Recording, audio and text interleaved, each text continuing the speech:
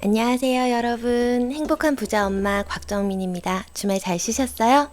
오늘 소개해드릴 책은 알면서도 알지 못하는 것들 김승호 회장님의 책입니다. 지난주에도 김밥하는 CEO 소개해드렸는데요. 오늘 알면서도 알지 못하는 것들 김승호 회장님 대단하신 분 같아요. 보면 볼수록 정말 놀라운데요. 국내 최초의 CEO 메이커, 사장을 가르치는 사장으로도 열심히 활동을 하고 계시죠. 알면서도 알지 못하는 것들은 사람의 삶의 질의 차이를 만드는 건 무엇일까? 가난한 이민자에서 4천억 자산가로 발전한 슈퍼리치 김승호 회장님은 어떤 깨달음으로써 어떤 생각의 비밀을 가지고 4천억 자산가가 되었을까? 그걸 이 책에서 풀어주고 있는 것 같아요. 부자가 되는 법부터 인생에 대한 깨달음까지 결심했는가? 목표는 무엇인가? 당신의 성공은 어떤 모습인가? 결심했는가? 목표는 무엇인가? 당신의 성공은 어떤 모습인가? 느린 것을 염려하지 마라. 멈추는 것을 염려하라. 느린 것을 염려하지 마라. 멈추는 것을 염려하라. 느린 것을 염려하지 마라. 멈추는 것을 염려하라. 내가 어떤 목표를 잡고 생각을 하고 그 목표를 위해 달려가는 과정 중에서 여러분들이 정말 되겠어? 이게 될까? 안 될 것 같은데 안 되면 어떡하지? 그러고 많이 멈추시죠? 그러지 마세요. 그냥 툴툴 털고 다시 될 거야. 난 될 거니까 걱정 안 해도 돼. 난 꼭 해낼 거니까. 언젠가는 될 거야. 만약 안 되셨다고요? 아, 그렇구나. 이게 나한텐 지금 필요한 게 아닌가 봐. 조금 이따 더 좋은 걸로 줄 건가 봐. 여러분 멈추지 마시고 계속 도전해 나가시기 바랄게요. 저도 이 방송을 하면서 저만의 색깔은 무엇일까? 제가 잘할 수 있는 게 무엇일까를 계속 찾아 나가고 있고 수정해 나가고 있고 여러분에게 슈퍼리치맘이 될 수 있도록 지원해주는 그런 사업을 진행할 거예요. 저도 이 책을 읽고 다시 적었어요. 제 꿈 리스트와 그 다음에 내가 가고 싶은 거, 하고 싶은 거, 나누고 싶은 거, 되고 싶은 거, 이 리스트를 다시 수정을 하고 다시 프린트를 해서 곳곳에 붙여놨거든요. 여러분들도 꿈 리스트 꼭 적으시고요. 그걸 위해서 한 걸음씩 달려나갈 수 있는 슈퍼리치맘 되셨으면 좋겠습니다. 알면서도 알지 못하는 것들은 6개의 장으로 이루어져 있어요. 첫 번째 장은 부를 이루는 길, 두 번째는 사업하는 사람들에게 알려주고 싶은 것들, 세 번째 장은 아름다운 사람으로 산다는 것, 그리고 남는다는 것. 네 번째 장에서는 조금은 느슨하게 함께하는 삶에 대해서, 5장에서는 인생 어느 모퉁이에서 깨달음의 순간, 6장에서는 자연 그 순수한 순리를 따라 라고 되어 있어요. 제가 오늘은 첫 장에 1장만 소개해 드릴 건데요. 부를 이루는 길이에요. 부를 이루는 길. 여러분, 행복은 돈으로 살 수 있을까요? 없을까요? 행복은 돈으로 살 수 있을까요? 없을까요? 결론부터 말씀드릴게요. 둘 다 가능해요. 돈으로 행복을 살 수 있는가에 대한 논의는 속물적이며 지극히 현실적이다. 돈이 많다고 행복한 것은 분명 아니다. 하지만 누구나 돈이 많았으면 하고 돈이 많은 사람조차 더 많은 돈을 얻으려는 것을 보면 돈에 대한 어떤 힘이 있다는 것은 부정할 수 없다. 부와 가난을 모두 경험한 입장에서 돈이 상당 부분 행복을 살 수 있다는 것은 사실이다. 모든 행복을 살 수 없을 뿐이지 대부분의 행복은 살 수 있다는 거죠. 결국 이 질문에 대한 대답은 둘 다 맞다라는 거예요. 나는 부자이면서도 불행한 사람들을 많이 봤고요. 가난하면서도 행복한 사람들을 많이 봤다는 거예요. 가난이나 부는 행복의 기준이 분명 아니다. 왜냐하면 부자도 행복할 수 있고 가난한 사람도 행복할 수 있으니까요. 기준이 아니에요. 행복을 따지는 기준은 아니에요. 뒷부분에도 나오는데 소소한 행복을 느끼지 못하는 이런 감각을 이뤄나갔을 때 행복이라는 것을 제대로 사용하지 못한다라고 나와 있어요. 계속 알려드릴게요. 그러나 돈의 가치를 이해하면서 행복의 방법을 터득한 사람에게는 돈이란 어마어마하게 행복을 줄 수 있는 도구가 된다. 왠 줄 아세요? 돈은 나에게 나 스스로를 위해 사용할 수 있는 인생의 시간을 준다. 예를 들어서 내가 건강할 수 있도록 지나친 노동에서 벗어나게 하고 적당한 영양과 휴식을 마련해 주기도 하고, 돈은 가족 간의 재정적 문제로 인한 긴장 상태를 쉽게 해결함으로써 스트레스를 줄여준다는 거죠. 돈이 분명 행복을 살 수 있는 부분들도 있어요.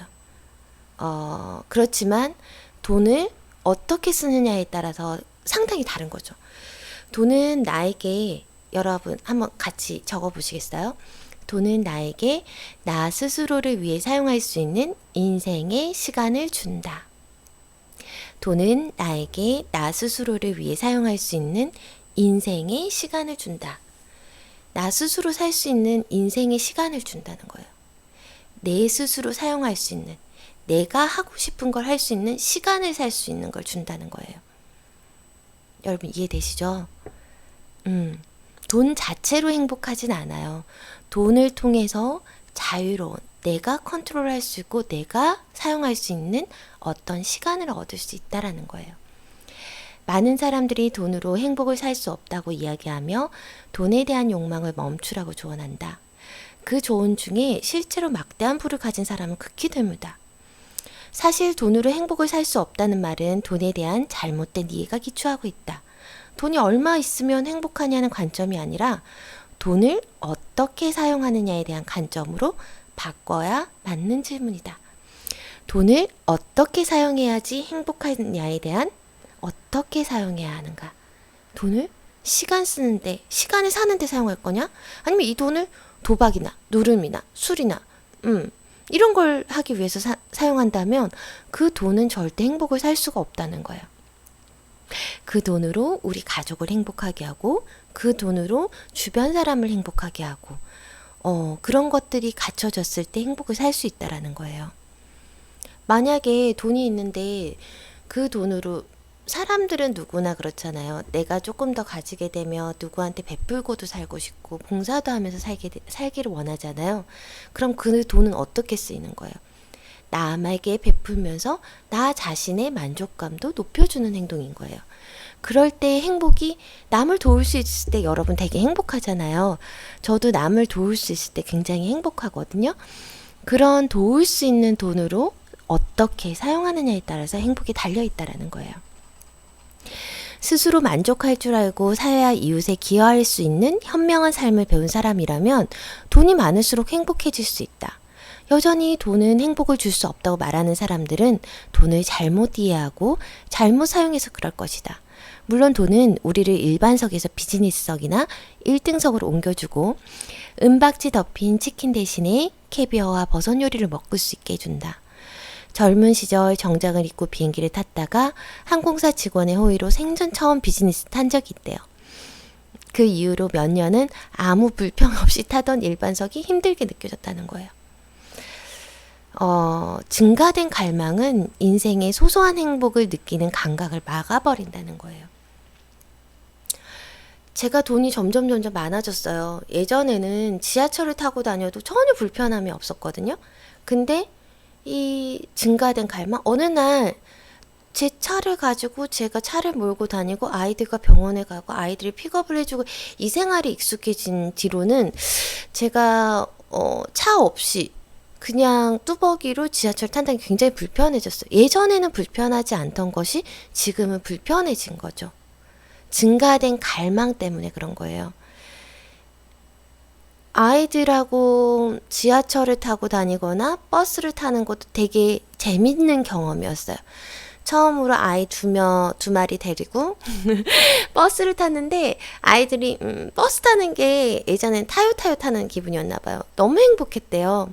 그리고 지금도 그 얘기를 하거든요. 엄마 나 그때 버스 혼자서 되게 잘 탔었잖아. 엄마도 기억나지? 이렇게 얘기를 해요. 자기한테는 되게 뿌듯한 성공에 대한 기억이죠. 그런데 그게 저는 어느 순간 불편해진 적이 있었거든요. 지금도. 여러분들도 그런 적이 없는지 잘 한번 되돌아보시기 바랄게요. 내 일상에 아주 평범하게, 이게 예전에는 굉장히 행복했던 것들이 지금은 행복을 느끼지 못한다면 그게 되게 불행한 거 아닌가 생각이 듭니다. 더 고급을 찾고 안락함을 유지하려 하면 그다지 필요 없는 회원 등급 유지를 위해 불필요한 소비를 하기도 한다. 이런 측면에서 본다면 돈은 우리를 행복하게 만들기는커녕 불행하게 만드는 것도 역시 사실이라는 거죠. 돈이 행복도 가져다 주고 불행도 가져다 주는 거네요. 김승호 회장님이 본인이 생각하는 돈으로 행복을 살 수 있는 몇 가지 노하우를 말씀해 주셨어요. 잘 들으세요. 여기서 크게 4개 정도가 나와요. 네, 첫 번째 궁금하시죠? 돈으로 행복을 사는 몇 가지 노하우 중에 첫 번째. 돈으로 무언가를 사고 싶다면 상품이나 물건보다 경험이나 지식을 사라. 상품이나 물건보다 경험이나 지식을 사라는 거예요. 새로운 백을 샀을 때 그 백은 1년이 지나면 중고가 되고요. 그 다음에 별장이나 요트는 멀리 놀러 가야 되잖아요. 그거 1년에 한 번, 두 번 이용할까요? 그럼 친구 별장이나 요트를 빌려서 친구가 별장 짓고 요트 사게 만들라는 거예요. 가방은 1년 지나면 중고가 되고, 게다가 나보다 더 좋은 차나 더 좋은 집을 가진 사람 만나면 자랑을 고사하고 창피해지기도 한다는 거죠. 헐리우드 로데오 거리에 가면 모든 명품이 엄청난 가격에 팔리고 있다. 세상이 비싸다는 것들을 모두 이곳에 모아놓은 듯하다. 그런데 이런 물건이 삶에 꼭 필요한 것은 아니라는 거죠. 오히려 필요하지 않은 무엇을 살 수 있다는 것을 자랑하기 위해서, 너네들은 이거 못 사지, 나는 이거 살 수 있는데 자랑하기 위해서 비싸게 책정된 상품들을 살 뿐이다라는 거죠. 근데 반면에 캘리포니아의 하늘이나 바다를 보면 너무 예쁘다는 거죠. 날씨는 공짜예요. 그리고 너무 아름다운 광경들을 볼 수 있고 눈에 담을 수도 있어요. 사진 몇 장을 가지고 있으면 그 추억을 몇십 년을 곱씹으면서, 아, 내가 여기 갔었지, 여기 너무 예뻤었는데. 저 얼마 전에 카톡에 남겨진 배경 사진을 봤는데, 저희 신랑이 너무 바쁘거든요. 그래서 약간은 괘씸해서 신랑을 제외한 저희 1호, 2호와 저와 3명이서 제주도 티켓을 끊었어요. 제주도 티켓을 끊어서 갔는데, 처음엔 조금 두렵긴 했거든요. 그 조그만 애들을 데리고 제가 잘 여행을 할 수 있을까. 해외여행 같은 것도 두려워서 아직은 못하고 있는데, 되더라고요. 그리고 그때 갔을 때 어떤 사진이 있었냐면, 아이들은 아무것도 필요 없어요. 박물관 뭐 이런 거 다 필요 없고요. 아이들은 그 에메랄드빛의 바다에서 파도하고 조개랑 벌레랑 그다음 물고기랑 새우랑 이런 것들을 가지고 노는 것도 하루가 부족할 정도로 너무 재밌게 노는 거예요.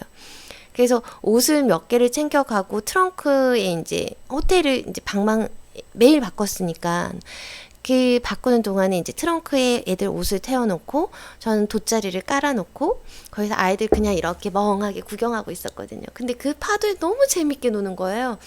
근데 그때가 한 10월 정도였으니까 조금 쌀쌀하긴 했어요. 근데 그 춥지 않을까 했는데 그래도 애들은 너무 재밌어요. 그러면서 파도가 오면서 아이들 옷이 홀딱 젖었거든요.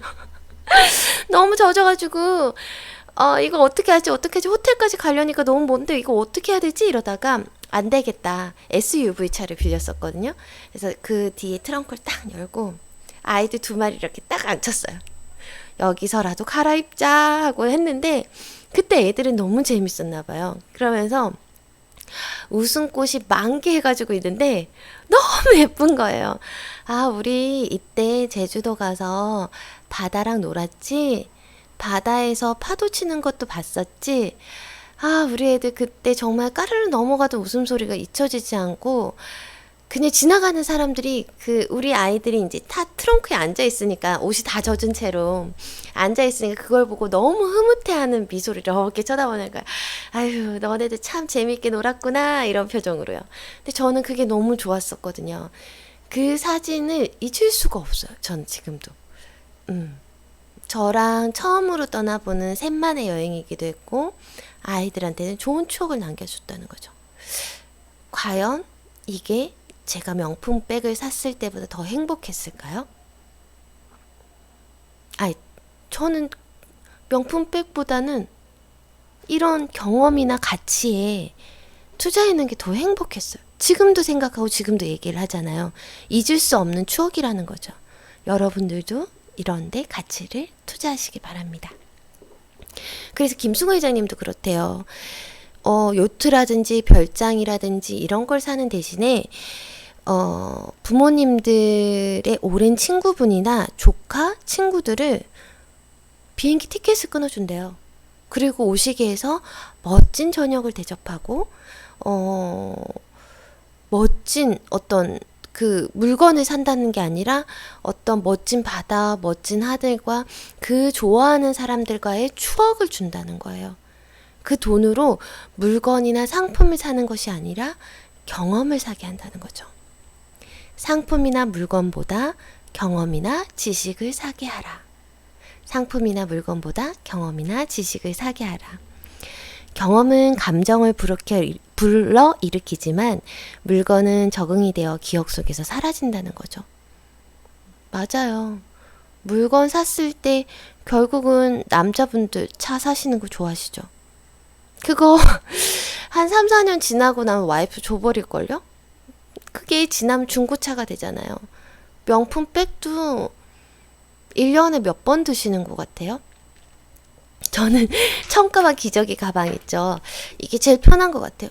물건도 많이 들어가고 아이들하고도 편하게 이렇게 울려맬 수 있고 이거 한 5만원, 7만원 줬나? 근데 한 2년, 3년째 데일리 백이에요. 그렇게 들고 다니게 되는 것처럼 물건은 나에게 기쁨을 줄 수 있는 거는 아주 짧은 시간인 것 같아요. 여러분들도 경험이나 여행, 교육 이런 데에 더 많은 시간을 투자하시라는 거예요. 이게 첫 번째 행복을 사는 비법이에요. 두 번째는 이타적인 행동 방식이 기쁨을 누릴 수 있게 한다. 이게 무슨 말이냐면 두 번째 힌트입니다. 내가 굳이 선량한 사람이 아니라도 남을 돕는 것 자체가 기쁨이 되기도 한다는 거죠. 남을 돕는다는 건요, 도움을 받는 사람도 굉장히 좋잖아요. 근데 도움을 주는, 내가 선물했을 때 그 사람이 너무 기뻐하는 거예요. 그것도 나의 기쁨이고 행복인 거예요. 제가 우리 부모님들한테 뭔가를 용돈을 드리고 뭔가를 했을 때 너무 기뻐하시는 거예요. 예전에, 친정집에 이제 TV를 하나 사드린 적이 있는데 너무 기뻐하시는 거예요. 근데 주는 제가 더 기쁜 거예요. 내가 줄 수 있는 경제적 능력이 되고 자유가 돼서 너무 기쁩니다. 너무 행복합니다. 라고 했던 기억이 나요. 사람은 누구나 다 어느 정도 경제적 여유가 되고 자유로운 시간을 가지게 되면 남을 돕기를 원하세요. 남을 돕는다는 게 도움을 받는 사람도 행복하지만 도움을 주는 사람 스스로도 되게 뿌듯함과 자긍심이 생기거든요. 그래서 그런 거 이타주의적인 생각으로 행복을 느끼라라고 나와 있는 거죠. 내가 좋아하는 사람을 점심을 얻어먹기보다 사줄 때 마음이 편하고 행복하잖아요.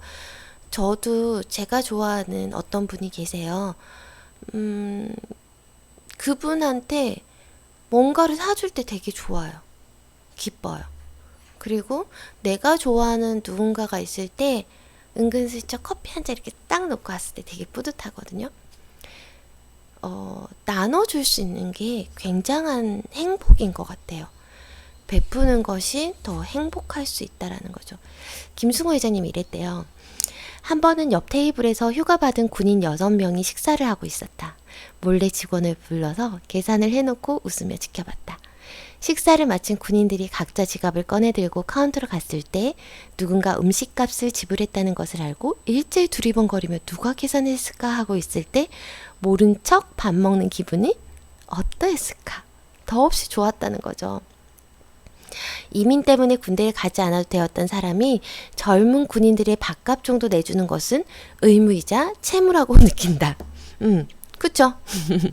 돈이 있더라도 이 둘 다 갚을 방법이 없지만 누군가에게 인색해 보이지 않으려 냈던 많은 밥값보다 훨씬 가치 있고 행복했다라는 거예요. 아, 저도 이랬으면 좋겠어요. 제가 좋아하는 사람들, 힘들어하시는 엄마들, 그리고 자식을 열정적으로 가르치고 싶은 엄마들에게 힘내요 이러면서 커피 한 잔 건네줄 수 있고 밥 한 끼 자유롭게 이거 밥 한 끼 정도 내가 살게 힘내서 더 열심히 하자라고 할 수 있으면 너무 기쁠 것 같아요. 그 뿌듯함은 내가 있어 보이기 위해서 돈을 내는 게 아니잖아요. 정말 내가 좋아서 그 친구들을 사주고 싶은 거예요. 여러분들도 그럴 때 없으세요? 이거는 그냥 내가 계산해서 우리 아이들 맛있는 거 먹였으면 좋겠어. 소풍 가는데 이거 간식거리는 그냥 내가 사서 애들 맛있게 먹였으면 좋겠어. 이럴 때 있잖아요. 그거는 이타적인 생각이지만 내가 더 행복해지는 길이었던 것 같아요. 그리고 세 번째는 잘 들으세요. 우리는 사회적 동물이잖아요. 그래서 나 혼자서는 살아갈 수가 없어요. 그게 여기에 나와 있어요. 인간은 사회적 관계를 통해 다른 사람과 관계를 좋게 만들면 행복해진다. 다른 사람과 관계를 좋게 만들면 행복해진다. 다른 사람과의 관계를 좋게 만들면 행복해진다. 좋아하는 사람이나 좋아하고 싶은 사람에게 밥을 사는 일은 어떤 사치보다 싸고 효율적인 지출이라는 거죠. 겨우 밥값으로 좋아하는 사람과 즐겁고 행복한 시간을 가질 수 있기 때문이라는 거죠. 그쵸? 나 밥값 한 끼 얼마 안 해요. 그 밥값 한 끼로 좋은 사람과 좋은 얘기를 나누고 행복 기운 팍팍 받고 즐겁고 행복해져서 오면 얼마나 좋아요.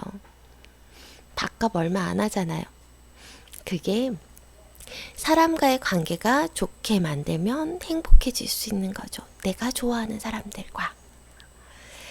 나는 내가 부자가 되어 누리는 행복 중에 비싼 시계를 산다든지 스포츠카를 사는 것은 행복은 훨씬 작고 그리고 자주 있는 소소한 지출의 행복을 느낀다는 거예요. 소소한 지출의 행복을 느낀대요. 아까 좀 전에도 얘기 드렸잖아요. 부라는 거는 내가 비즈니스석 1등석을 타면서 이게 일반석이 불편해지는 거잖아요. 내가 자동차가 있음으로써 지하철이 불편해지고 걷는 것이 불편해지는 거잖아요. 행복을 살 수 있는 기준을 쪼개보세요. 그리고 주변에서 작은 쪼개면서 발견할 수 있는 것들을 찾아보시는 거예요. 큰 돈을 쓰라는 게 아니에요. 작은 돈으로 돈을 쓰지 않아도 행복할 수 있어요. 예를 들어서 공원이나 이런 놀이터 같은 데 가면은 정말 햇살이 눈부시게 확 쏟아져요. 그 쏟아지는데 이렇게 눈을 찌푸리고 이렇게 봤는데 하늘이 너무 맑거나 아니면 꽃들이 너무 예쁘게 피어 있거나 아니면 아이들이 까르르 넘어가면서 웃는 모습을 본다던가 떼양볕이 막 쏟아지는데 물총놀이를 막 하는 거예요, 아이들끼리. 그러면 흠뻑 젖잖아요. 어떨 때는 바가지로 이렇게 막 나를 때도 있거든요. 그런 모습을 보면 너무 행복하지 않으세요? 저는 너무 행복해요. 그런 모습들이. 그리고 나를 위해서 꽃을 한번 사본다. 많이 사라는 게 아니고요. 한 송이도 괜찮고 두 송이도 괜찮고 저는 향수 살 때도 좋아요. 나한테서 달콤한 향이 나거나 상큼한 향이 나거나 이럴 때 기분 되게 좋아지거든요. 여러분들도 소소한 곳에 한번 느껴보시기 바랄게요. 그리고 책을 많이 사고 싶은데 많이 못 살 때 있잖아요. 도서관에서 되게 자주 빌려봤었거든요. 그러면 그 책들을 사서 내가 줄 쫙쫙 끊고 뭐 하고 싶은 말 목표 같은 거 쭉쭉쭉쭉 적으면서 하고 싶을 때 되게 많았어요. 근데 그 사기에는 너무 많은 지출이 나가고 제가 계획한 것들과 조금 틀어져서 못 살 때가 있거든요. 그럴 때 주변에서 한 권, 두 권씩 사줄 때가 있어요. 그럴 때 너무 행복하지 않아요? 나 이거 갖고 싶었는데. 어떨 때는요, 제가 이거 사고 싶은 책이야 이랬는데 신랑 책장에 딱 꽂혀 있을 때 있어요. 그럴 땐 제가 딱 뽑아서 오죠. 그때 너무 행복한 것 같아요. 작은 행복을 자주 느끼는데 돈을 지출하는 것이 더 좋은 방법이다. 작은 행복을 느끼는데 더 많은 지출을 하는 것이 더 현명하다는 거예요. 작은 행복을 자주 느끼는데 돈을 지출하는 것이 더 좋은 방법이다. 무엇보다 부자로서 짜릿한 기쁨을 느낄 수 있을 때는 부자라도 부자로 살지 않을 때다. 사람들이 느끼는 보편적인 행복이 가장 큰 행복일 때가 많다는 거죠. 가방을 둘러매고 대중교통을 이용하며 요즘 유행하는 영화를 보고 근처 공원에 들르는 일이다. 이러한 행복은 양쪽 경제를 왔다 갔다 할 수 있다는 자긍심도 주고 스스로 돈 아래에 있는 것이 아니라 돈 위에 있음을 공고히 하는 행위이다 라는 거죠. 여러분들도 소소한 걸 한번 느껴보세요. 공원에서의 그 햇살과 그 꽃들과 살랑이는 바람과 돗자리 텐트 하나 펴고 누웠는데 살랑거리는 그 바람 맞으면서 아이들 자전거 타고 킥보드 타고 하는 모습, 그거 너무 행복하잖아요. 우리 아이들은 제가 사진이나 동영상 되게 많이 찍어놨거든요. 왜냐하면 저는 경험이라는 게요, 있는 것 같아요. 그러니까 저도 어릴 때 기억이 많이 나지는 않아요. 그런데 사진이 남아 있으면 그때 기억이 나요. 아, 나 이때 이랬었지? 아, 나 이때 이거를 너무 재밌었지? 나 이거 뭐 하고 놀았었지? 그리고 사람이라는 건 되게 신기한 게 미화를 시켜요. 그러니까 어릴 때 행복했던 기억을 더 예쁘게 꾸며서 기억하고 그거를 자꾸 생각하면 생각할수록 그게 내재화가 되는 것 같아요. 안 좋았던 것도 사실은 그때 상황을 돌아가면 그게 그렇게 많이 좋지 않거나 심각한 상황이 아니었을 수도 있어요. 그런데 사람이 계속 생각을 하면서 안 좋았었지 이러면서 점점 안 좋았던 기억으로 우리가 포장을 하게 되고요. 아유, 죄송합니다. 좋았던 기억도 점점 더 좋았던 기억으로 포장을 하게 돼요. 그런 기억들을 사진이나 동영상으로 꼭 남겨놓으시기 바래요. 저희 애들은 기억할 거예요. 어제 4월 29일 날 내가 처음으로 두발 자전거를 탔어. 그것도 멋지게 말이야. 근데 집에 돌아와서 일이 너무 많더라고요. 그 자전거 페달에 기름때가 있잖아요. 그 기름때를 신발이며 양말이며 옷이며 다 까맣게 물들였어요. 그래서 그거를 이제 막 지우고 결국은 바지는 버렸어요. 그랬는데 이 기억을 내가 동영상으로 찍어놓고 텐트에서 누워서 하늘 보던 사진들을 찍어놨거든요. 그 사진을 보면 나중에 아, 나 이랬었지 이러면서 행복한 추억을 가질 거예요. 스스로 보편적인 행복함을 한 번 더 느껴보시기 바랄게요. 지금 당장 right now 뭐가 행복했는지 사진첩 한번 찾아보시고 동영상 크면 차라리 동영상이 더 많이 기억이 남기도 해요. 그때는 웃음소리도 주변 소리도 바람 소리도 물 소리도 모두 남아있거든요. 그 소리들 한번 오늘 당장 한번 핸드폰에서 한번 찾아보세요. 그러면 금방 볼 수 있을 거예요. 그러면 또다시 행복하는 것으로 오늘도 행복하게 살 수 있을 거고요. 아이들한테도 주변 사람들한테도 기분 좋게 접근할 수 있을 거예요. 아침에 되게 행복한 게 중요하거든요. 근데 그 행복함을 느끼고 있을 때 그 감정이 주변에 전달이 되는 것 같아요. 여러분들도 그 행복함 꼭 간직하시고 오늘 아이들에게 따뜻한 말 한마디 더 해주시고 아, 그랬지. 오늘 수고했지. 오늘 숙제 뭐야? 해야 되는 거 뭐야? 오늘 몇 문제 맞았어? 쓰기 다 맞았어? 저도 잘 안 되기는 하는데 오늘 가장 행복했던 거 뭐야? 가장 행복했던 거 3가지 얘기해 볼래? 엄마는 오늘 이렇게 해서 행복했고 이렇게 해서 행복했어 라고 한번 접근해 보세요. 그러면 아이들도 분몰투 이제 다다다다 쏟아내는 날이 있어요. 그래서 꼭 한번 해보시기 바랍니다. 행복은 현재 우리의 상황이나 환경 때문이 아니라 이미 우리 안에 내재되어 있다. 돈은 이것을 보완할 뿐이다. 행복은 현재 우리 상황이나 환경 때문에 아니라 이미 우리 안에 내재되어 있다. 내 기억 속에 내재되어 있어요.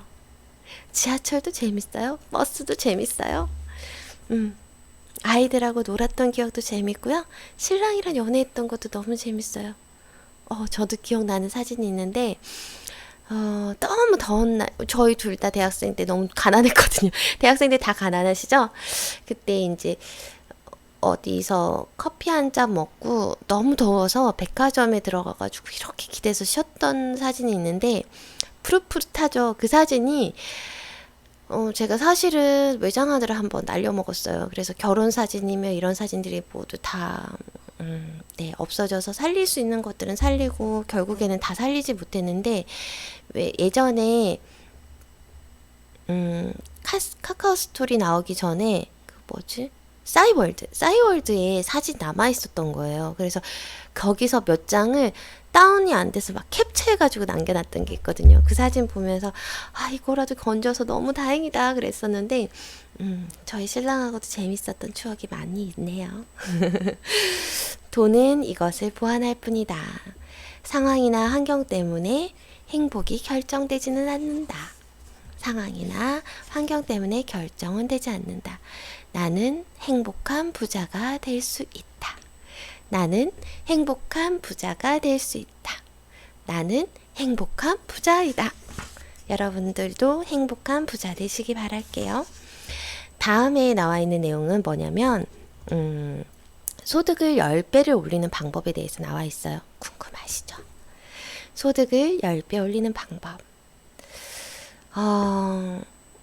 사실은 소득 10배 올리는 방법은 되게 평범한 방법이에요. 근데 제목에도 나와 있잖아요. 알면서도 알지 못하는 것들. 알고 있어요. 알고 있는데 그거를 실천하기가 귀찮거나 싫은 거예요. 그래, 맞아. 이거 해야 되는데 근데 잘 못하시는 거예요. 그래서 제 방송을 보시거나 아니면 이 책을 읽으신다면 당장에 이거 끄셔도 괜찮으세요. 끄시고 나의 목표, 꿈, 어떻게 할 것인지 그걸 세분화시키는 걸 해보셔야 되세요. 여러분 지금 끄셔도 괜찮으세요. 단지 이거를 구체적으로 적으셔야 되세요. 꼭 적어보세요. 손으로 적으셔도 되시고요. 워드나 이런데 리스트를 그냥 쭉 적어보세요.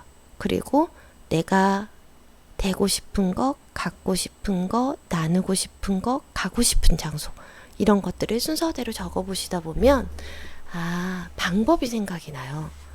이 다음 스텝은 이렇게 밟아야 되겠구나가 생각나거든요. 한번 실천해 보시기 바랄게요.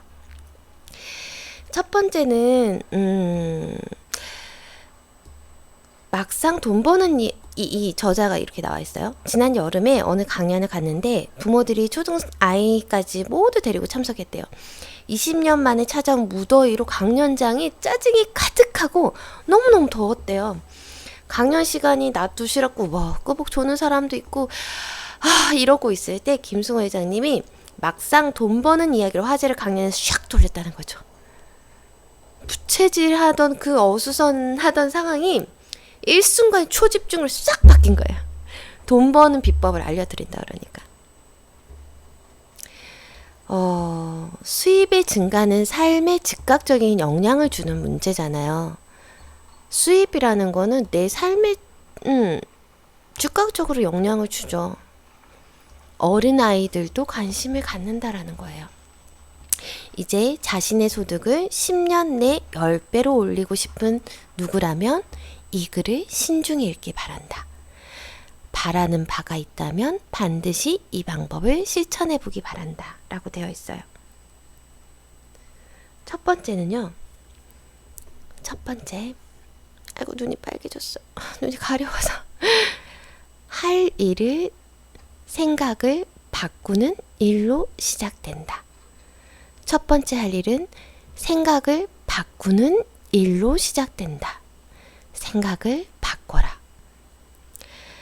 소득을 10배 늘리겠다고 결심하는 자체를 해야 한다는 거예요. 결심부터 해야 된다는 거죠.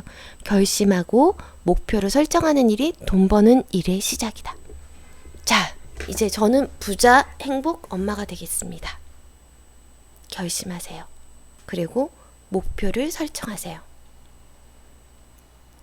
사람은 돈을 많이 벌고 싶거나 성공하고 싶어 하면서도 구체적인 목표를 안 적는다는 거죠.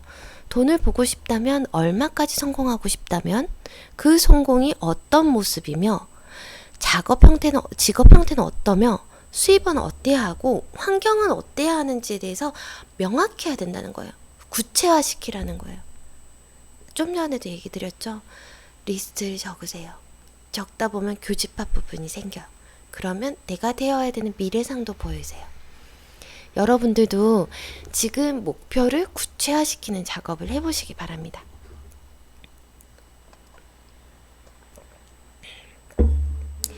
순풍이란 배가 가기에 좋은 바람을 말한다. 하지만 배가 가야 할 방향이 정해져 있지 않다면 아무리 좋은 바람이 불어도 의미가 없다. 우리는 늘 순풍을 기다리고 있지만 인생이든 사업이든 방향이 정해지지 않으면 순풍은 아무 쓸모가 없다. 하지만 목적지가 정확하면 어떤 바람도 순풍으로 이용할 수 있고 역풍이나 폭풍도 목적지에 더 빨리 이르는 바람으로 사용할 수 있다는 거죠. 그리고 스스로에 대한 믿음을 갖고 목표를 현실화하기 위한 끊임없는 노력이 필요하다. 목표를 현실화하기 위한 끊임없는 노력이 필요하다. 목표를 현실화하기 위한 끊임없는 노력이 필요하다. 그리고 이 목표를 잊지 않는 것이 무엇보다 중요하다. 잊지 않으려면 어떻게 해야 될까요? 저 단기 기억 상실로 아이가 금방 쪼잘쪼잘거려도 까먹어요. 이걸 잊지 않으려면 어떻게 해야 될까요? 적어서 붙이셔야 되세요. 적으세요. 프린트 하셔도 좋으시고요. 지갑에 넣어 다니셔도 괜찮으시고요. 저는 책받침대, 그리고 요 옆에도 붙여놓고, 냉장고 앞에도 붙여놓고, 현관문 앞에도 붙여놓고, 본인들의 머리를 너무 믿지 마세요. 까먹으세요. 분명 까먹으세요. 잊어버리세요. 내가 뭐 하기로 했었지? 내 목표 뭐였지? 까먹으신다니까요. 그 목표를 위해 달려나가기 위해서 끊임없이 노력하고 잊지 않는 것이 무엇보다 중요하다는 거예요. 종이에 써서 벽에 붙이고 주변인에게 공표하며 목표 내용을 이메일에 패스워드로 만들거나 컴퓨터와 스마트폰 초기 화면에 띄우는 방법을 써서라도 잊지 않고 상기하는 것을 무엇보다 중요하다라는 거예요. 모니터 화면에 그냥 바탕화면을 까세요. 그러시면 되세요. 종이에 써서 부끄럽다고요? 직장에서 모니터 아니면 지갑에서 이거 그럼 그 목표 못 이루세요. 주변한테 알려야 돼요. 그래서 배달의 민족의 대표님이 그러셨대요. 자기는 10년 전만 해도 책을 많이 읽지 않으셨대요. 근데 어느 순간부터 사업을 성공시키면서 책을 많이 읽기 시작한 게 페이스북에 책을 읽고 리뷰를 꼭 올리셨대요. 나 이제부터 책 많이 읽는 사람 될 거야. 하고. 그리고 그 공표로 인해서 그거를 지키려고 일부러 이제 읽고 올리고를 반복하게 된다는 거죠. 의무감이 생긴 거죠. 왜냐면 페이스북 공표를 했는데 이거 안 지키면 안 되잖아요. 그러니까 여러분들도 부끄러워하실 필요는 없으실 것 같고 그거를 적어서 지갑 앞에 넣어두신다든지 집 현관문 누가 안 보잖아요. 거기를 붙여 놓으신다든지 아니면은 책 아니면 다이어리 나만 볼 수도 있잖아요. 그렇게 해서 매일같이 보는 어떤 장소에다 붙이시는 게 중요한 것 같아요. 샤워를 하게 되면 거울 앞에 붙이셔도 되시고요. 저는 계속 아이들을 가르치고 하니까 모니터라든지 아니면 랩실에다 붙여놓거든요. 그러면서 우리 아이들은 영어로부터 자유로워졌습니다. 우리 아이들은 영어로부터 자유로워졌습니다. 내 주변에 전엄맘이나 힘들게 마음을 쓰고 계시는 분들이 있다면 이 방송을 보시고 그분들이 다시 일을 할 수 있게끔 도와줄 수 있는 사람이 될 것입니다. 그분들도 다시 자신만의 직업을 가지고 아이들과 시간적, 경제적 자유를 누릴 수 있게 해줄 겁니다. 라는 걸 계속 외치고 있거든요. 여러분들도 하실 수 있어요. 네. 그럼요. 다 하실 수 있으세요. 여기 막 그러시는데 아니에요. 할 수 있어요. 제가 제일 안타까웠던 게 그거예요. 엄마들은 초등학교 가기 전까지는 일을 어느 정도 할 수 있어요. 왜냐하면 유치원이나 어린이집에서 늦게까지 보육이 돼요. 뭐 사정에 따라서는 8시까지 되는 데도 있고 저희 아이들도 그랬고 할 수 있는데 초등학교에 가게 되면 그게 절대적으로 불가능해요. 사실은. 아이들이 9시까지 학교를 가야 돼요. 근데 저희들은 8시에 출발해서 9시까지 출근을 해야 된단 말이에요. 그러면 아이들은 그 1시간 동안 뭐 하고 있어요? 출퇴근 시간이 짧게는 뭐 10분, 20분인 데도 있겠지만 보통은 1시간 걸린다는 거죠. 그러면 그 8살, 9살, 8살, 9살 되는 아이를 집에 혼자 두실 수 있으시겠어요? 못 하세요. 그러니까 주변 친인척의 도움을 받는다든지 아니면 이모님의 도움을 받는다든지 그렇게 하는데 그럼 오후는 어떻게 할 거예요? 오후는 아이들 12시 반, 1시 되면 맞춰요. 아무리 방과후 하고 해도 4시, 5시까지밖에 안 해요. 그럼 그 오후는 어떻게 할 거죠? 그러니까 엄마들이 시간으로부터 자유로울 수 있지 않아요. 그리고 아이들이 집에서 하는 노동 얼마나 힘든 건지 아세요? 집에 매일같이 하는 청소라든지 밥하는 거, 그 다음에 애들 간식 챙기는 거 별거 아닌 것 같지만 티나지 않는데 너무나 힘들어요. 거기다가 돈까지 벌고 싶어요. 어떻게 다 할 수 있을까요? 현실적으로 불가능하잖아요. 그래서 그분들이 찾는 직업을 봤어요. 그랬더니 정말 좋은 대학교, 좋은 대학원 나오시고 정말 배울 만큼 배운 아까운 인재들이 집에 계시거나 아니면은 이 환경에 맞는 직업을 찾으세요. 이 환경에 맞는 직업이 뭔지 아세요? 엄마들, 마트. 2번째, 보험. 3번째, 월급 150 받고 아주 단순직. 아니면은 학원, 가회. 직장인들은 꿈도 못 꿔요. 직장인들은 저 1년 딱 버텼거든요. 저희 아이 1학년 동안에. 근데 결국은 나는 할 수 있을 거야 라고 생각을 했어요. 근데 결국은 펑펑 울면서 나왔어요. 펑펑 울면서 내가 미쳤지. 내가 무슨 부귀영화를 누리겠다고 이걸 했을까라면서 펑펑 울면서 나왔어요.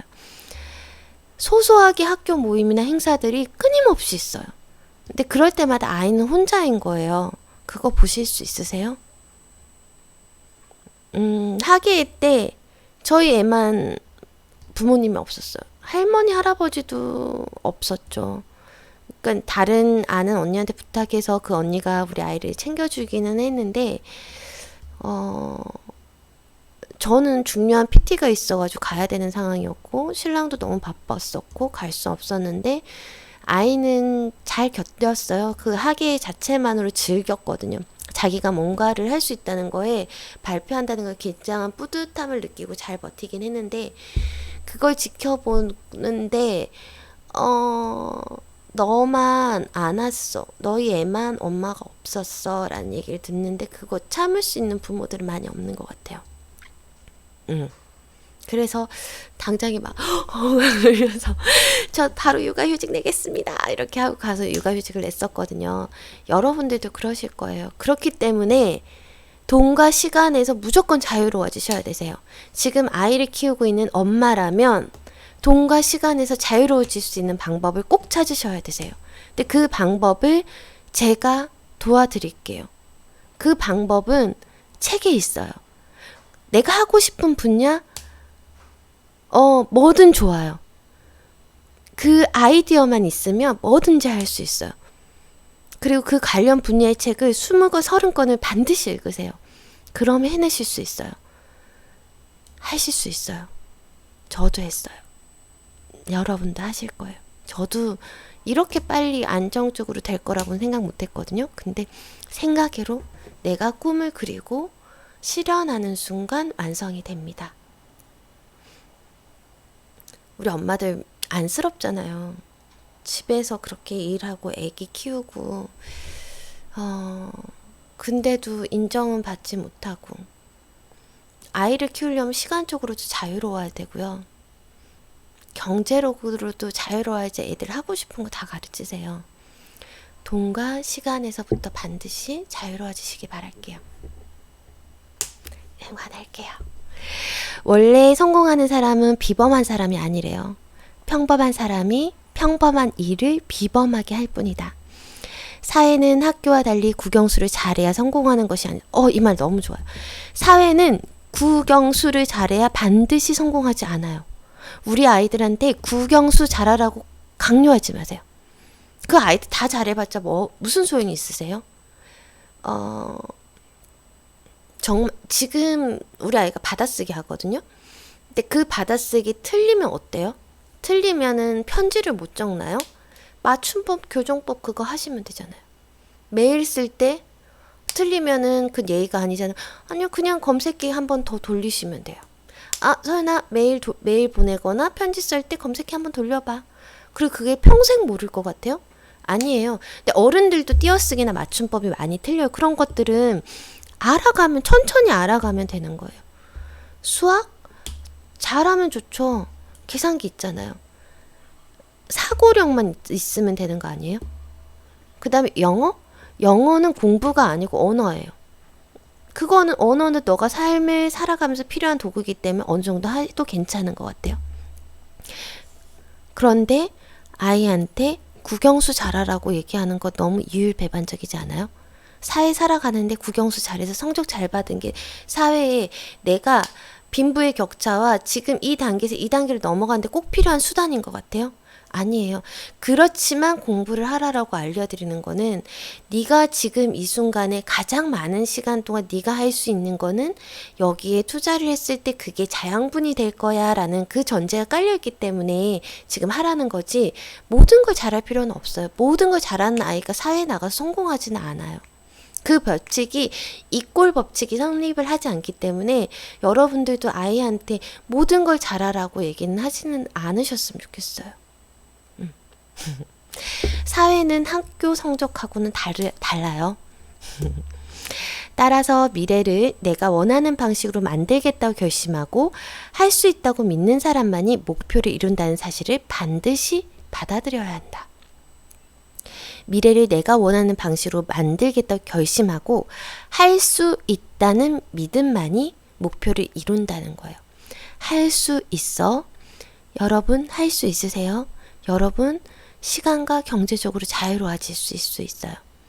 시간과 경제적으로 자유로워질 거라는 걸 확신하세요. 그럼 돼요. 나는 시간과 경제적으로 자유로울 거야. 꼭 기억하셔야 되세요. 두 번째 행복의 비법.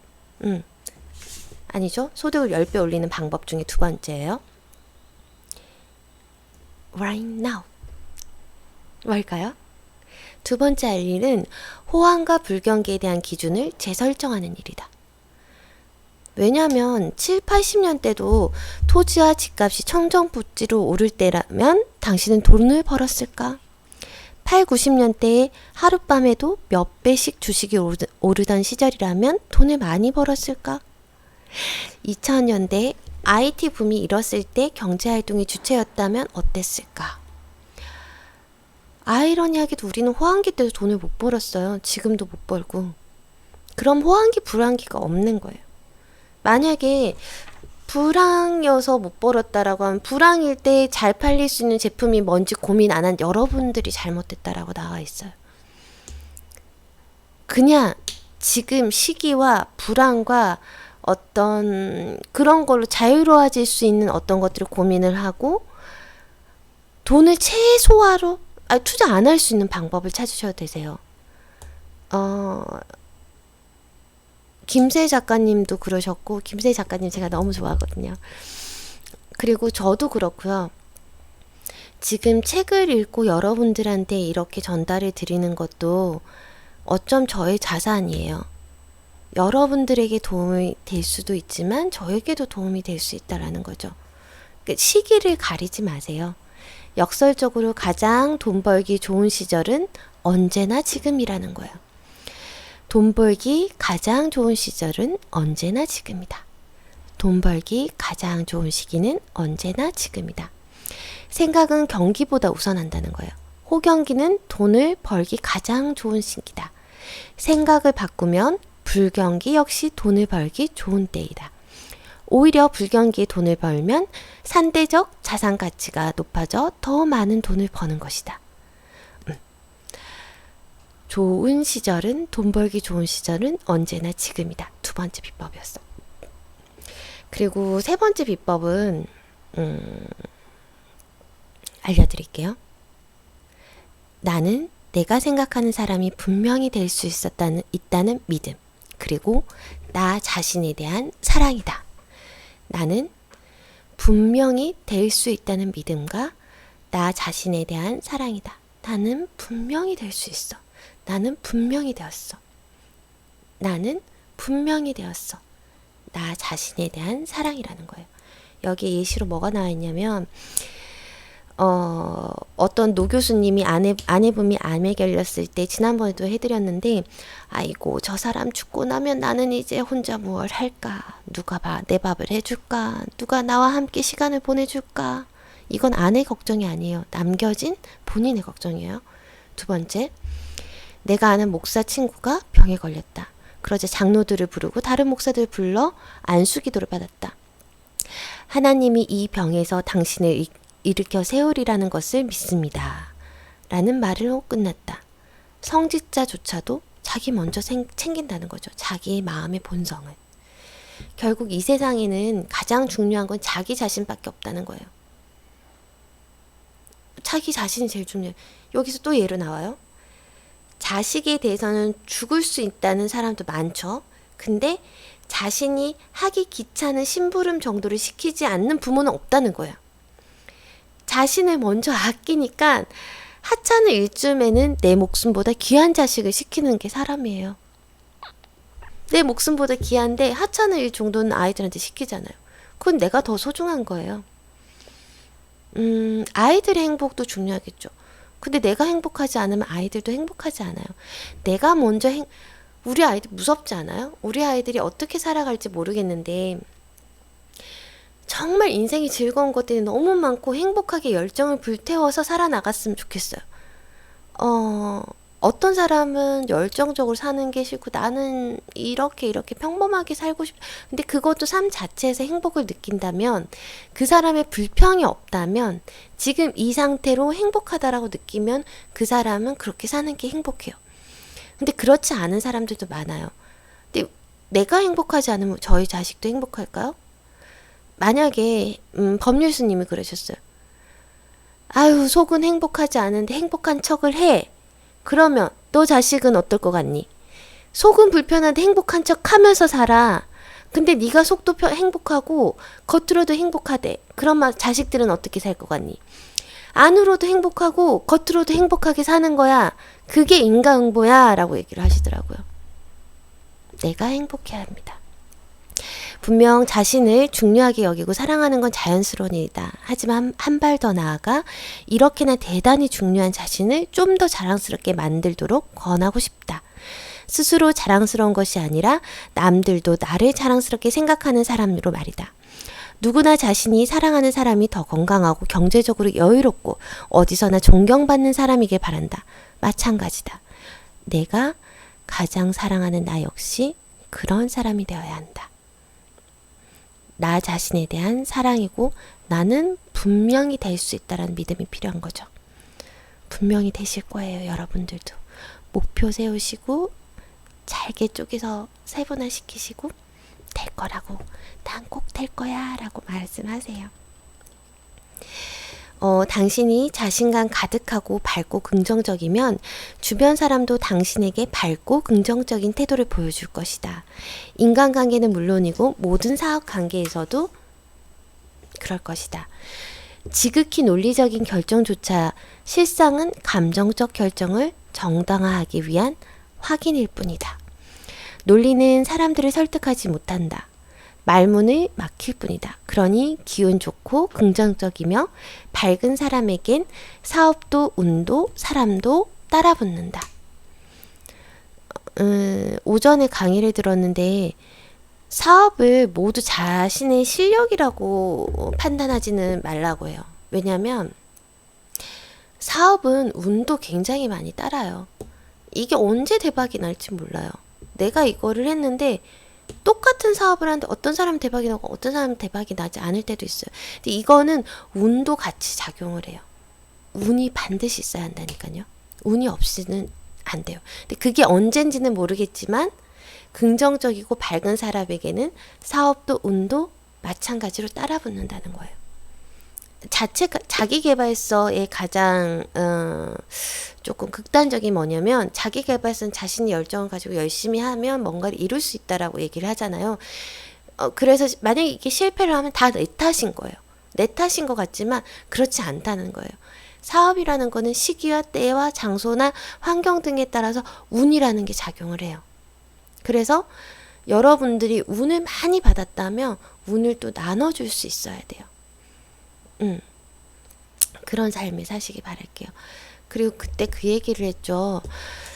돈이라는 거는 참 좋아서 많이 가지고 있으면 좋은데 돈에도 독이라는 게 있어. 김미경 선생님이 얘기하셨죠. 돈은 되게 좋은데 그걸 많이 가지면 독이라는 게 있어. 그래서 그 독을 빼줘야 한다? 어떻게 빼줄까? 돈이라는 게 어느 정도 차면 그 독을 빼주는 작업을 해야 돼. 그 작업이 누구를 돕거나 기부하거나 남을 도울 수 있는 뭔가에 다시 환원을 시켜줘야 된다는 거예요. 돈이 좋아요. 근데 돈도 독을 가지고 있어.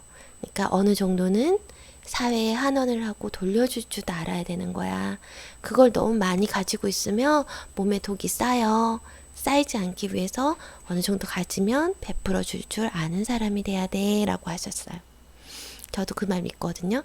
여러분들도 꼭 그렇게 하시길 바랄게요. 이렇게 적혀 있어요. 나는 출입국 신고서에 나의 직업을 기업가라고 적는다. 내 기업의 대표 즉 사장이다. 마찬가지로 자신의 위에 일하는 모든 사람은 사장이라는 거예요. 직장에 다니는 사람 다를까? 아니다. 직장은 그들은 나 자신을 위해 일을 하는 것 아닌가? 사업을 소유하거나 경영을 해도 구조 내에 갑을 관계가 있고 정부를 통한 관리 감독을 받는다. 직장에 고용돼 일한다 해도 상사가 있고 그의 관리 감독을 받는다. 동일한 구조라는 거죠. 결국 우리는 모두 자기 자신을 위해 일을 하는 자기라는 회사의 사장이라는 거예요. 자기라는 회사의 사장이다. 한 회사 대표는 자기의 기업의 서비스나 상품을 시장에 제공해 수익을 발생시키고 직원은 일하면 자신의 재능과 시간을 고용주에 제공해 수익을 만들 뿐이다. 지금 어떤 직함으로 불리던 모두 사장이라는 거다. 모든 것은 너의 책임이다. 자, 여기서 하나 나와요. 사장이 된다는 것은 회사의 모든 일에 책임을 진다는 의미이다. 모든 일에 책임을 진다는 의미이다. 모든 일에 책임을 진다는 의미이다. 불경기도 사장의 책임이다. 불경기에 잘 될 비즈니스를 선정하지 않았거나 불경기에 대비하지 않았기 때문이라는 거죠. 직원이 횡령을 해도 자기 책임이다. 횡령할 수 있는 구조를 방치했기 때문이다. 직원들끼리 싸워도 자기 책임이다. 그런 사람을 뽑았고 영역을 분명히 하지 않은 책임이다. 자본이 모자라는 것도 자기 책임이다. 자기 관리에 미숙했거나 자기 입보다 더 큰 물고기를 삼키려 했기 때문이다. 직원으로 일하는 사장들도 마찬가지다. 내 급여가 오르지 않는 것은 내 책임이다. 사장에게 내가 무엇을 잘하고 있는지 보여주지 않았기 때문이다. 인색한 사장을 만나 고생하는 것도 자기 잘못이다. 그 회사를 살리고 죽일 능력을 보여주면 아무리 인색한 고용주도 벌벌 떨기 마련이다. 모든 것은 너의 책임하에 있다라는 거예요. 그렇다. 자신이 내 인생의 사장이라고 인지하는 순간 모든 문제들은 남의 탓이 아니라는 거예요. 내가 결정하는 거잖아요. 내가 선택하는 거잖아요. 자신이 인생의 모든 거는 내 탓이기 때문입니다. 어떡해요. 이거 편집해서 내고 싶은데 그러기에는 시간이 너무 없어서 여러분 어떡하죠? 그냥 올릴까요? 네, 저는 그냥 진행하겠습니다. 나는 불과 12년 전까지도 40도가 넘는 텍사스 땡볕에서 에어컨도 나오지 않는 15리 박스 트럭에 한쪽 팔을 태워가며 사과를 실어 나르던 이민자에 불과했다. 내가 아는 수많은 자수성가한 사람들 역시 별반 다를 것 없다는 것이다. 다른 점이 있다면 효과적으로 성공하는 방법을 알고 있었다는 것이다. 효과적으로 성공하는 방법을 알고 있었다. 효과적으로 성공하는 방법을 알고 있었다. 단순히 성공하고 싶다는 소망만 품은 것이 아니라 구체적 목표와 함께 이룰 수 있다는 자기 자신에 대한 믿음을 품고 죽기 살기로 노력한 사람들 뿐이다 라는 거죠. 여기서 성공도 기술이다. 성공하지 못한 사람은 성공하지 못할 이유를 가지고 핑계를 준비한다. 너무 작은 목표에 만족하거나 쉽게 포기한다는 거죠. 목표 크게 가지세요. 건강 문제, 학교, 불경기, 나이, 성별, 가족 문제를 들먹이며 핑계를 준비한다. 내 탓이 아니라 남이나 사회 탓으로 자신의 초라함을 가리려고 하지만 이 세상에 성공하지 못할 이유란 없다. 마음을 바꾸면 모든 일이 바뀌기 시작한다. 자기 자신을 믿는 순간 세상은 우리를 위해서 일을 한다. 자기 자신을 믿는 순간 세상은 우리를 위해 일어선다. 무언가 배울 시간이 없다면 집에서 책을 읽으면 된다. 회계학이 공부하면 회계학 책을 20권 정도 읽어보라. 물리학도 그러하다. 자기 자신을 믿는 순간 세상은 우리를 위해 일어선다 라고 합니다. 그러면서 비법이 하나 나와 있어요. 그럼 어떻게 해야 되는데 나 어떻게 해야 될지 잘 모르겠어. 이게 되고 싶은데 어떤 식으로 돼야 될까? 이 비법 나와 있어요. 성공하고 싶다면 닮고 싶은 그 사람을 찾아가 물어라. 닮고 싶은 그 사람을 찾아가 물어라. 닮고 싶은 그 사람을 찾아가 물어라. 나보다 뭔가 잘한 사람이 있다면 만나자고 부탁하고 찾아가라. 선배면 더 좋고 후배라도 부끄럼 없이 배워야 한다. 성공 비결이 무엇입니까? 라고 물어보라. 놀랍게도 거의 대부분 기꺼이 자신의 이야기를 들려줄 것이다. 성공한 사람, 내가 닮고 싶은 사람을 찾아가 물어보시기 바랍니다. 내가 닮고 싶은 사람을 찾아가 물어보시기 바랍니다. 멘토를 먼저 정하세요. 멘토 정도를 3명 정도로 정하라고 합니다. 이제 여러분은 내일부터 새로운 소망을 가지고 그리고 그 결심을 이루기 위해 도전한다면 결과는 2가지뿐이다. 성공 아니면 실패. 손해볼 건 아무것도 없다는 거죠. 성공했거나 더 현명해졌을 뿐, 만약에 성공했으면 좋은 거고 만약에 성공하지 않았다면 그걸로 인해 깨달음을 얻었으니까 더 현명해질 수밖에 없다는 거죠. 단지 행동하지 않았을 때 손해라는 거죠. Right now. 행동하지 않았을 때 손해라는 거예요. 해보고 안 되면 깨달음은 없는 거고요. 성공하면 좋아 나봉 하면 되는 거예요. 지금 즉시 목표를 정하고 행동으로 옮기길 바란다. 지금 즉시 행동으로 옮기길 바란다. 오늘 하지 않는 사람은 앞으로도 하지 않을 가능성이 90%래요. 지금 하지 않으면 앞으로도 하지 않습니다. 여러분 목표 정하시고요. 그거를 실행에 옮기시기 바랍니다. 예시가 2가지가 나오는데요. 총각내의 야채 가게 운영하시는 이영석 대표 있죠. 그분은 즉시 반드시 될 때까지라는 문구를 셔츠에 박아서 입고 다니셨대요. 10년에 걸쳐 이룰 성공을 단 3년으로 단축시켰죠. 그리고 또 다른 제자 중에 주스 떡볶이와 바르다 김 선생을 운영하는 나상균 대표도 상상했대요. 김밥집은 어떻게 생겼는지, 햇빛의 질감과 직원들 대화 소리, 참기름 냄새에 분주하며 행복한 고객들까지 하나하나 세세하게 상상했대요. 여러분들도 되고 싶은 걸 꼭 상상해야 돼요. 4번째 비법이에요. 생각이에요. 나의 삶은 나의 생각에 의해 만들어지는 것이다. 나의 생각에 의해서 만들어진대요. 나의 생각을 따라서 모든 것이 결정된대요. 코이킨의 말대로 생각은 공짜예요. 다행히 이 세상에 정말 고귀한 것들은 대부분 공짜래요. 행복하고 돈 많은 성공한 사람들의 대부분은 자신이 원하는 것을 어떻게 하면 얻을 수 있는지 생각하는데 주로 시간을 쓴대요. 내가 원하고 바라는 것들을 어떻게 얻을지에 대해서 생각을 한대요. 이걸 어떻게 얻을지? 이거를 가져야 되는데 나는 행복한 부자 엄마가 돼야 되는데 그러면 행복해지려면 어떻게 해야 되지? 부자가 되기 위해서 뭘 해야 되지? 이거를 좀 더 빨리 가려면 어떻게 해야 되지? 나는 어떤 사람이 되고 싶지? 5년에 어떤 모습이었으면 좋겠지? 나는 5년 후에 강연을 하고 있을 거지? 그 다음에 부모들을 도울 수 있는 1인 컨설턴트가 될 것이지? 그 다음에 우리 아이들로부터 영어를 자유롭게 지을 수 있는 어떤 체인망을 구축을 할 것이지, 그리고 그런 부모들에게 도울 수 있는 어떤 방법들을 제공할 것이지, 부자가 될 수 있는 방법들, 시간적인 자유로움을 줄 수 있는 방법들을 연구하는 어떤 1인 기업이 될 것이지, 이런 것들에 대해서 어떻게 얻을 수 있는지에 대해서 꾸준히 생각을 한다는 거예요. 부자들이 이렇게 한대요. 실제로 어떻게 하면 얻을 수 있는지에 대한 생각을 주로 쓴다는 거예요. 어떻게 돼야 되지에 대한 생각을 거기에 대부분의 시간을 쓴다라는 거예요. 실제로 내가 만나본 많은 이들이 그랬다. 지금보다 더 많이 벌 수 있는 방법, 가족의 건강 또는 자신이 원하는 건물, 사업체, 권력에 대해 거침없이 이야기하며 그것을 이룰 방법을 찾고 있는 것을 확인할 수 있다. 거침없이 얘기한대요. 나 이거야. 김미경 선생님 그랬죠. 나 영어 공부할 거야. 그래서 1년 안에라는 목표를 정했어요.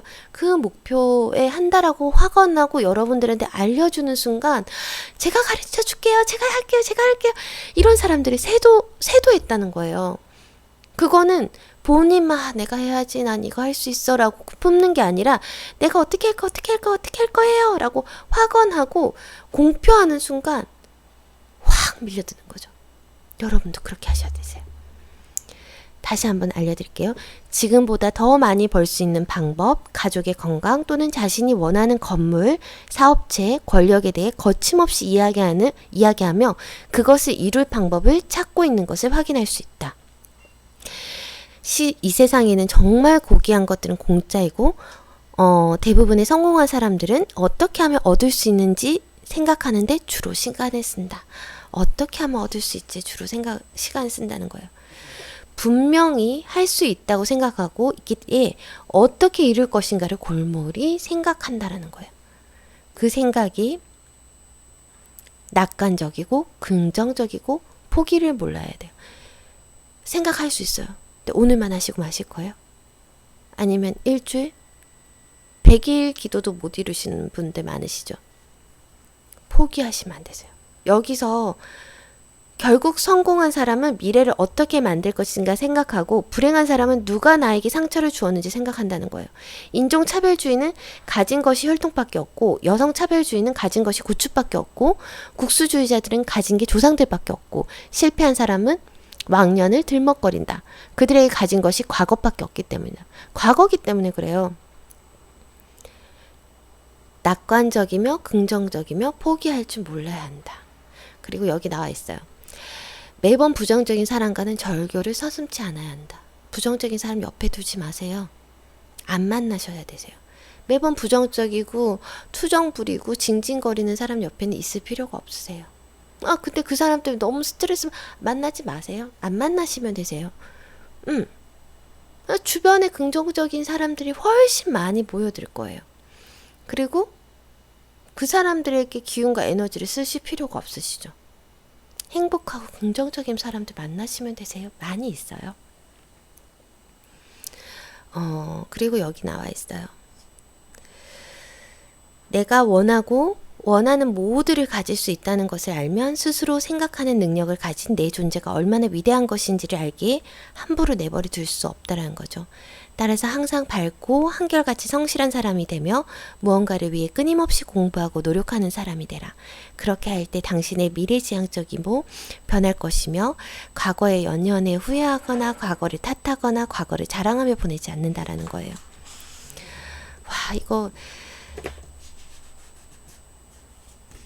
여기서 되게 재밌는 말이 나와요. 주변에 꼭 이런 사람이 있을 거예요. 잘 들어보세요. 미래에 어떤 이와 살 것이며 어떤 집에 살고 어떤 일을 하며 얼만큼 돈을 벌 것인가 생각해봐라. 만약 자신의 수입이 지난해와 같고 3년 전과 차이가 없으며 5년 전과 별반 차이가 나지 않는다면 여러분 그냥 사신 거예요.